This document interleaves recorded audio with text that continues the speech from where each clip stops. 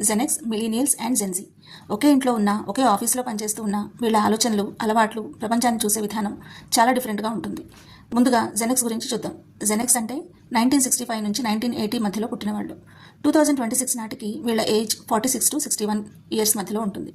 వీళ్ళు ఇంటర్నెట్ రాకముందు ప్రపంచాన్ని చూశారు. బుక్స్, న్యూస్ పేపర్స్, ల్యాండ్లైన్ ఫోన్లు, క్యాసెట్ ప్లేయర్లు వీళ్ళ జీవితంలో ముఖ్యమైన భాగం. మిలీనియల్స్ అంటే 1981 నుంచి 1996 మధ్యలో పుట్టినవాళ్ళు.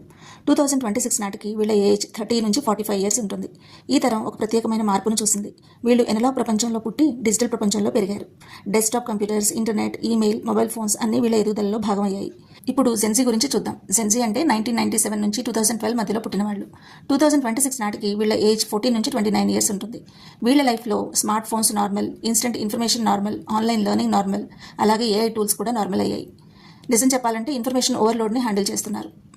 జెనెక్స్, మిలీనియల్స్ అండ్ జెన్జీ ఒకే ఇంట్లో ఉన్న, ఒకే ఆఫీస్లో పనిచేస్తూ ఉన్న వీళ్ళ ఆలోచనలు, అలవాట్లు, ప్రపంచాన్ని చూసే విధానం చాలా డిఫరెంట్గా ఉంటుంది. ముందుగా జెనెక్స్ గురించి చూద్దాం. జెనెక్స్ అంటే 1965 నుంచి 1980 మధ్యలో పుట్టినవాళ్ళు. 2026 నాటికి వీళ్ళ ఏజ్ 46 to 61 ఇయర్స్ మధ్యలో ఉంటుంది. వీళ్ళు ఇంటర్నెట్ రాకముందు ప్రపంచాన్ని చూశారు. బుక్స్, న్యూస్ పేపర్స్, ల్యాండ్లైన్ ఫోన్లు, క్యాసెట్ ప్లేయర్లు వీళ్ళ జీవితంలో ముఖ్యమైన భాగం. మిలీనియల్స్ అంటే 1981 నుంచి 1996 మధ్యలో పుట్టినవాళ్ళు. 2026 నాటికి వీళ్ళ ఏజ్ 30 నుంచి 45 ఇయర్స్ ఉంటుంది. ఈ తరం ఒక ప్రత్యేకమైన మార్పును చూసింది. వీళ్ళు ఎనలాగ్ ప్రపంచంలో పుట్టి డిజిటల్ ప్రపంచంలో పెరిగారు. Desktop computers, internet, email, mobile phones అన్నీ వీళ్ళ ఎదుగుదలలో భాగమయ్యాయి. ఇప్పుడు జెన్జీ గురించి చూద్దాం. జెన్జీ అంటే 1997 నుంచి 2012 మధ్యలో పుట్టినవాళ్ళు. 2026 నాటికి వీళ్ళ ఏజ్ 14 నుంచి 29 ఇయర్స్ ఉంటుంది. వీళ్ళ లైఫ్లో smart phones normal, instant information normal, online learning normal, అలాగే ఏఐ టూల్స్ కూడా నార్మల్ అయ్యాయి. నిజం చెప్పాలంటే ఇన్ఫర్మేషన్ ఓవర్లోడ్ని హ్యాండిల్ చేస్తున్నారు.